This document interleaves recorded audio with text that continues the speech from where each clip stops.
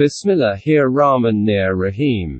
Certainly Allah's deen is Islam. 3. 19. What is Islam? Translation of Islam ki Yahai. What did Allah say? The Quranic perspective. Ghulam Ahmed Parwez 1964. Tolu-e Islam Trust. Registered. 25B, Gulberg 2, Lahore. 10. The system of Rububiyyat.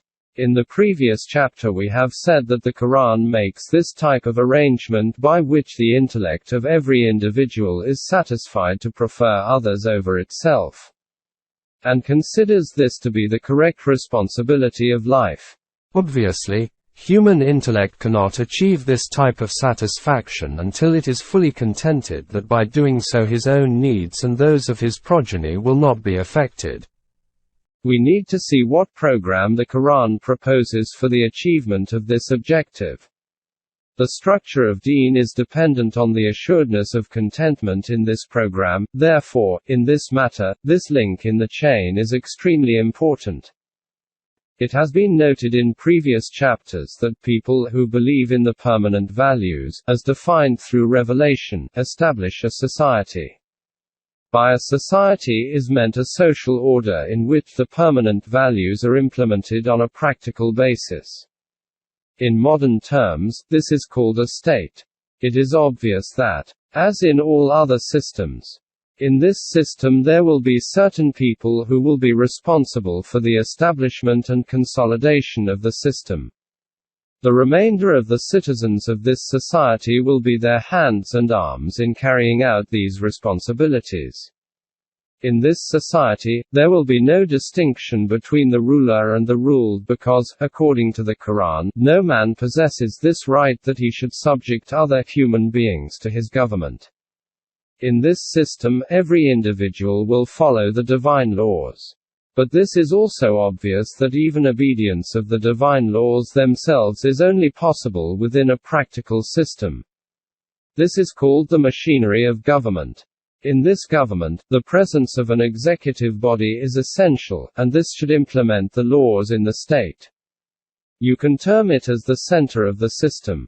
The practical form of obedience of the divine laws will be in the obedience of the orders implemented by this executive. The citizens of this society will follow the orders of this center, and this center will fulfill the whole of those responsibilities which Allah has taken upon himself and whose promise, or zikr, has been made in the Quran. 10.1 Covenant. After this introduction, it should be understood that the establishment of the Quranic system is via an agreement between the center and the citizens. This agreement is: Allah has purchased of the believers their persons and the goods, for theirs, in return, is the garden of paradise. Then rejoice in the bargain which you have concluded. 9. 111. This covenant of buying and selling has four elements which should be part of every business deal related to buying and selling, i.e. 1. The buyer, Allah. 2. The seller, the mu'minin. 3. The asset which is sold, the life and possessions of the mu'minin. 4. The price of the sale, Jannat. In these, a mu'min and his life and possessions are tangible elements about which everyone can understand what these are. But the other two elements, i.e., buyer Allah and buying price, Jannat, are abstract. It is clear that this matter of buying and selling cannot be viewed as tangible until is clearly understood what is meant by these two abstract elements, e.g. If an individual says that I have sold my life and possessions into the hands of Allah, then this will be merely an ideological or intellectual matter. His life and possessions will continue to remain with him and this business deal will stay merely at the level of a belief. On the other hand, if he says that in return for this Allah will bestow Jannat on me, then this matter, the selling price, will also be, as far as this world is concerned, confined to a belief. Since Islam is a practical system of life, these matters cannot stay merely at the level of ideology or belief. their practical and tangible form should become apparent. The reality as to what these mean in practical terms has been clarified by the Quran. 10.2 Aim of Al-Jannah. First of all, let us understand the selling price, i.e., Al-Jannah. The Quran has termed the evolved state after the death of the developed personality as the life of Jannat. But since human consciousness at its present level cannot comprehend what the conditions and circumstances of the life after death will be, it has therefore stated in clear terms that all the statements about the paradise over there are metaphors. In Surah Al-Ra'd, the Quran states, "The parable of the garden which the righteous are promised, beneath it flow rivers." 13:35. In another verse, it declares about this garden, "And for a garden whose width is that of heavens and of the earth." 3:133. Alongside these types of metaphorical statements, it also states, "Now no person knows what delights of the eye are kept hidden for them as a reward for the deeds." 32:17. But, and this but is very important, He, Allah, has declared the life which is achieved in this world in accordance with the Quranic system also as being the life of Jannat, and has described such details of this life of Jannat from which it becomes clear what are its aim and outcomes. First of all, we should understand that the Arabs, who were the first addressees of this message, and in whose language the Quran was revealed, were a nation of desert dwellers. For them, pleasing gardens, fresh and cool water springs, shady trees, abundance of fruits, flowing streams of milk and honey and other similar things, what could be better than these comforts of life? How great the importance of orchards was for them can be gauged from the objection raised by the opponents of Rasulullah, that if he was really a pious human being and a messenger of Allah, then, or why has not a treasure bestowed on him, or why has he not a garden for pleasure? 25:8. In reply to this the Quran answered, "Wait a while. Let this system become established. He will bestow upon you not just one garden but many orchards beneath which streams of water will be flowing, and he will bestow upon you a palace in which to live." 25:10. Here, apart from orchards, there is mention of palaces as well. The Arabs were a nomadic nation who mostly spent their lives in tents. To their right and left were empires such as those of Persia and Rome, which were heirs of great civilizations of the world. Their living standard was far higher than the nomadic Arabs. These states, at the very least a large part of them, were very soon going to come under the control of the Arabs, as a consequence of the divine system. This is why, in the details of earthly paradise, the Quran had also included the goods of comfort and adornment. With this background, you can see how the Quran has narrated details of Al-Jannah, i.e., paradise on earth. First of all, it states with certainty and surety that the consequence of Iman and righteous deeds will be a government and nation-state in this world.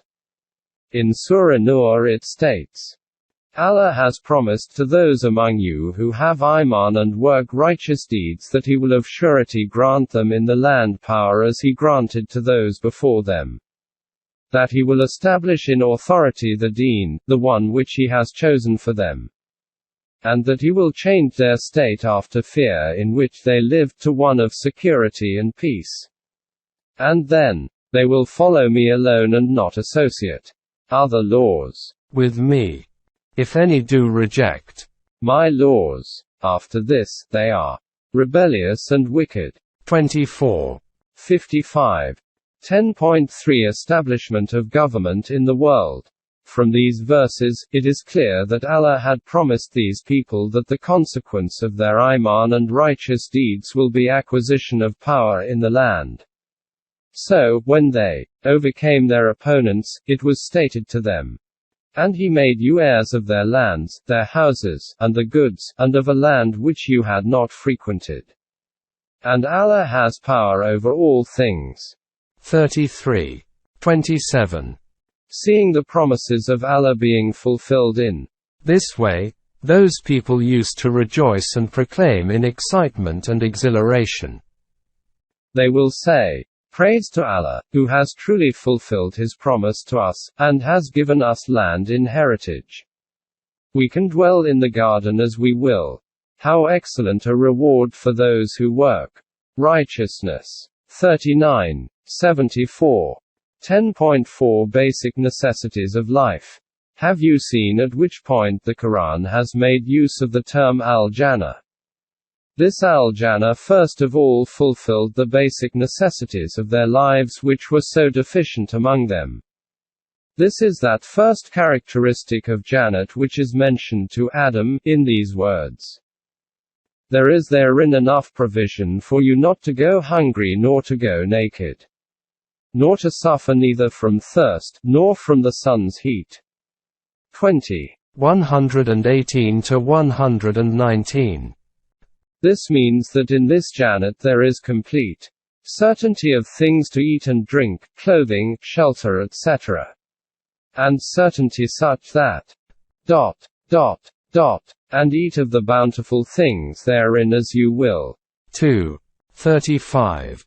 And after fulfilling the basic needs of life, all the accoutrements of luxury and adornment, adorned therein with bracelets of gold and pearls. 22. 23.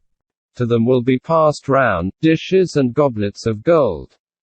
43. 71. Upon them will be green garments of fine silk, and heavy brocade, and they will be adorned with bracelets of silver. 76. 21. And the flesh of fowls, any that they may desire. 56. 21. Among tall trees, with flowers, or fruits, piled one above another, in shade long extended, by water flowing constantly, and fruit in abundance. 56. 29 to 32.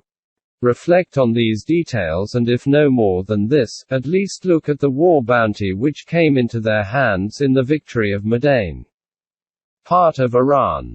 Look at this list in the books of history, and it will be very apparent how the things of al-Jannah which were promised were present in this pile. And this was not confined to Iran only. The evergreen orchards of Syria, the rich as gold agricultural land of Egypt, the spring-laden breezes of Iraq, which was part of Iran at that time. All this was the renowned tafsir, interpretation, of this same al-Jannah which they saw before them. And then the Quran states that in this, no toil nor sense of weariness shall touch us therein. 35. 35. In this society, because the divine laws were prevalent everywhere, no vain talk was therefore heard by their ears, and from everywhere life-giving salutations and discourses of peace and security arose. 19. 62. In this society, everyone lived like real brothers with full sincerity and affection. 15. 47. There was neither any rancor in anyone's heart nor were there any hidden emotions of jealousy and vengeance. 7. 43. Up to this point, only that aspect of this al-Jannah has been presented according to which the means of sustenance for the human body are available in abundance. But, according to the Quran, the purpose of life is not solely physical nourishment, the real purpose is development of latent human potentials. Development of the human self. Therefore, all means and resources for this too are available in this al-Jannah. A fountain where the devotees of Allah do drink, making it flow in unstinted abundance. They perform their vows. 76. 6-7. Such a fountain of life which men of Allah cause to gush and flow through their efforts from the depths of their hearts. They fulfill all those responsibilities which they have taken upon themselves. In this wide sphere of worldly life, they are left free, the one who wishes can advance forward and the one who wishes can lag behind. 74. 37. There is no impediment of any kind in the path of anyone, there are equal opportunities for all. The radiant light of the foreheads of those advancing forward points straight ahead and to their right and left. And the desire is that there should continue to be further increases in this light. 66. 8. The ever-increasing heights of evolutionary stages keep appearing in front of them, those heights below which the means of sustenance of life flow continuously like a stream. 39. 20. This is that al-Jannah which the citizens of a Quranic society get in return as the price for selling their life and possessions. From this it is made clear that in this matter of buying and selling which has been previously mentioned, the third element, i.e., price of selling, is not merely intellectual and conjecture, or purely ideological and a belief, this is a concrete reality which every person can witness with his own eyes. 10.5 What does Allah mean in practical terms? Now we come to the fourth element of this agreement. In this covenant, it is stated that the Mu'mineen sell their lives and possessions into the hands of Allah. The question is, what does this mean in practical terms? Into whose hands do the Mu'mineen sell their lives and possessions? And in exchange, who gives them al-Jannah? Those individuals in whose self's development commences, become companions of Allah in the system of the universe, and in the human world the divine laws are implemented through them. These are the individuals through whose hands those responsibilities are fulfilled which Allah has related to Himself.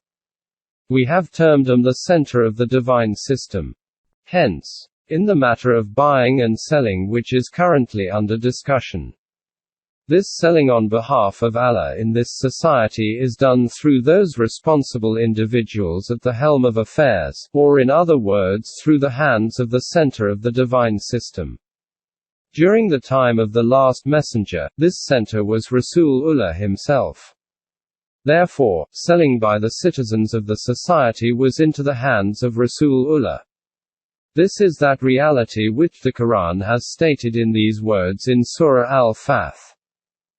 Verily those who plight their fealty to you do no less than plight their fealty to Allah. The hand of Allah is over their hands. 48:10. O Rasul, those persons who are selling their lives into your hands, they are indeed doing the deal with Allah. At the time of sealing this deal, it looks as if your hand is over their hands, but in truth, it is the hand of Allah Himself. This is because the center of the divine system does not decide matters in a personal capacity but does so as a divine representative of Allah. In other words, in all these matters the Quranic system of a society becomes a stand-in for Allah. In connection with the Islamic system, this point holds great significance, which we will discuss in detail in a later chapter on the political system and government. From this reality also becomes apparent as to what is meant when the Quran instructs to spend in the path of Allah and loan to Allah, a balanced loan. 73:20. Giving a balanced loan to Allah. What is meant by this? From this is meant the center of the Quranic system. That same center which receives all this from the citizens of the society, and the same one that then spends it on working for the welfare of the whole of mankind. 10.6 Responsibility for sustenance. Now all of the four elements of selling and buying in relation to that matter, with which we began this discussion, are in front of us in a tangible and concrete form. In other words, according to this covenant, citizens of this society hand over their lives and possessions to the center of the divine system and it, then, with their possessions, and lives if required, establishes society on these lines. As a consequence of which all the citizens of the society receive their sustenance of life in abundance and over and above this. Their self also keeps developing in such a way that in the life after death it becomes capable of traversing further evolutionary stages. In this way, they achieve paradise both in this world and in the life in the hereafter. Our Sustainer. Give us good in this world and good in the hereafter. 201. This is that system which proclaims with certainty and surety to the citizens of this society: we are responsible for your sustenance and also of your progeny. 151. Because of this, you should not have any kind of worry regarding means of sustenance. You should be assured that neither you can die of hunger nor your progeny. This is that practical methodology due to which the intellect of the people becomes assured about the matter of the means of sustenance and devotes its full attention to the nourishment and development of mankind. By this, the self of every individual continues to develop, and thus the development of both the body and the self is arranged, i.e., prosperity in this world and joys in the hereafter also. The present becomes prosperous and the future perpetually bright, and this is a great achievement. 119. 10.7 Responsibility for the sustenance of every living thing. The sphere of responsibility of the Quranic system does not remain confined to the sustenance of its own citizens, since it is the system of that Allah who is sustainer of the worlds. 1. 2. i.e., the giver of sustenance to all nations of the world. That is why, as this system gains in strength, its sphere of action keeps broadening, i.e., firstly, this system takes responsibility for the development of those citizens who reside within its domain, whether they are Muslims or non-Muslims. After this, its rububiyyat keeps encompassing other peoples of mankind, irrespective of religion, nationality, and without differentiating on the basis of color and creed. Making this rububiyyat commonplace in the whole world is the focused aim of this system. In this respect, this great proclamation of the Quran becomes apparent as a reality. There is no living creature on earth but its sustenance depends on Allah. 11. 6. The Quran has used the word daraba in this proclamation, which encompasses within it all human beings and animals. Because of this, responsibility for the sustenance of all living things lands on the head of this system of rububiyyat, and it fulfills this responsibility. 10.8 What was the motive to work? At this point this question arises, that when the basic needs of life of all the citizens of this society will continue to be automatically fulfilled through the system of the society, then what will be the need for these individuals to work? Even if you put them to some work, why would they expend their full effort? For example, if a worker knows that he will get remuneration proportionate to the amount of work he does in a day, he will work the whole day with maximum effort so that he can receive an even greater amount of remuneration. But if he knows that, for example, if he does work daily worth 10 rupees, but his needs are met with 2 rupees and the remaining 8 rupees will be given to someone else, then why would he do the work of 10 rupees? Indeed, this question is of fundamental importance in economics. 10.9 An important question of economics. Such people have existed who desired that the distribution of sustenance should be according to the needs of the people, so that those who are not capable of earning more but whose needs are greater, i.e., their needs are not being met from their earnings, should also continue to receive full means of sustenance. What form could this take other than that the excess earnings of those who are capable of working more but their needs are less, is utilized to meet the needs of other individuals? As a consequence, in some places experiments were also done in relation to this. First of all, Plato himself did an experiment around this. But these experiments always failed, and these were the failures on the basis of which experts on economics reached the conclusion that till someone is not declared as the sole owner of the remuneration for his work, he will never put in his full effort. This is called private enterprise, and this is the very foundation of the capitalist system. 10.10 Communism. In our times, communism raised its head against this system of capitalism. The pioneers of this movement provoked the poor and deprived, by telling them to rise up and snatch the wealth of the rich.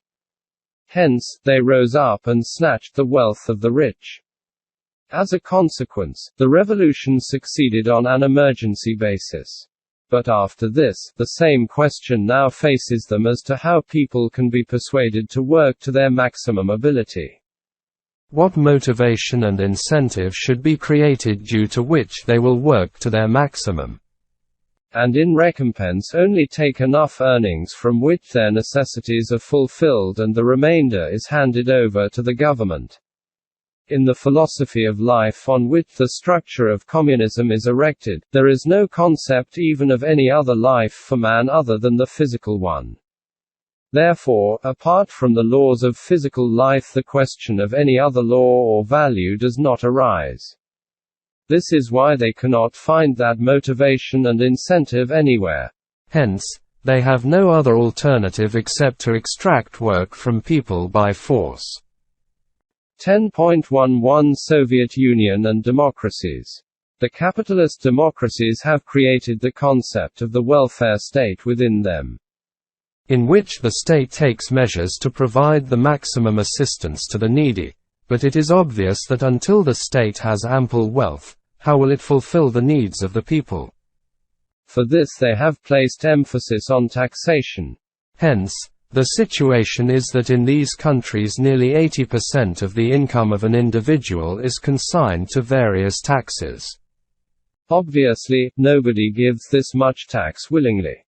The government extracts it through the force of law, while the people continuously hatch and devise all kinds of ruses to avoid these taxes. It is therefore a similar coercion here, with the difference that under communism this coercion is evident and plain, while under democracies it is concealed within the veils of the eyes of the law. The matter is the same under both systems, because any system which is based on coercion cannot survive for long. This is why, as with communism, there are continuing cracks developing in the palaces of the governments of democracies. Contrary to this, let us look at the Quran. Its philosophy of life is: 1. Man is not defined by his body alone, other than a body he has been given a self as well. 2. The purpose of human life is to develop the human self. 3. The development of the human self occurs by what he does for, and gives for the development of other human beings. The greater the extent to which an individual gives for the nourishment and development of others, the greater the degree to which his self will continue to develop. The Quranic system is based on those individuals who have Iman in this philosophy of life.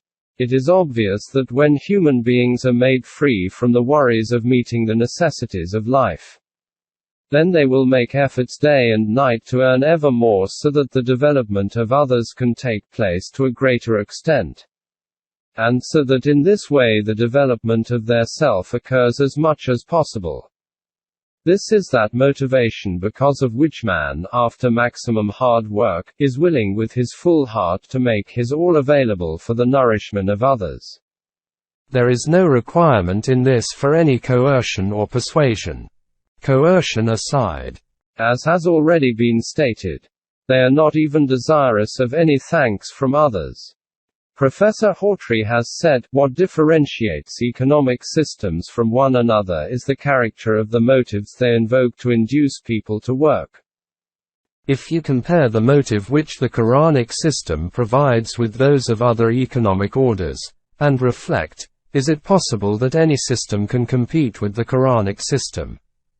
As you continue to ponder this point, this reality will keep becoming clear, that the solution for this important problem cannot be availed from anywhere else other than the Quranic philosophy of life. The day that the nations of the world understand this truth, the caravan of humanity will tread on the path of achievement and prosperity. 10.12 Mysticism, Tarawaf, and Islam. Before ending this chapter, it is felt necessary to clarify an additional point. We have said from the beginning that the purpose of human life is to develop the self, and the procedure for this is that which is described above. Mysticism also makes the claim that its purpose is tazkiya nafs, purification of self, or is the spiritual development of man. But for this it suggests the procedure for man to be that he adopts for himself dissociation from worldly issues, and kills his desires and dreams. Tazkiya nafs means to purify the soul from material comforts and impurities, and its procedure is that man should run far away from the material world. What is Tarawaf mysticism, actually, and what is its history? This matter is out with our current subject. At this stage, we feel it is sufficient to say only this much: that its source is the Platonic doctrine of life, and not only has this no relation to the Quran, but it is the complete opposite of the Quranic philosophy and concept of life. In other words, these are the claimants of tazkiya nafs about whom the Quran declares, "Have you not turned your vision to those who claim sanctity for themselves? Nay, but Allah does sanctify, as per His law.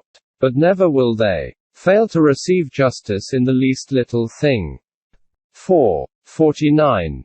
Have you also reflected on the state of those who are claimants of tazkiya nafs? Say to them that tazkiya nafs does not happen like this. It can only be attained by the one who wishes to achieve it according to the Quranic laws and its code of life. There will not be the slightest reduction in the results of the efforts and deeds of whoever wishes to attain it through this method. In another verse, "Therefore justify not yourselves. He knows best who it is that is righteous." 53:32. Do not think of your own accord that tazkiya nafs is happening to yourself. Allah knows who is righteous. Here, we are clearly informed that those who have tazkiya nafs, development of the self, are called mataki, righteous. At another place, it is clarified as to who is mataki. Those who spend their wealth for increase in self-purification. 92:18.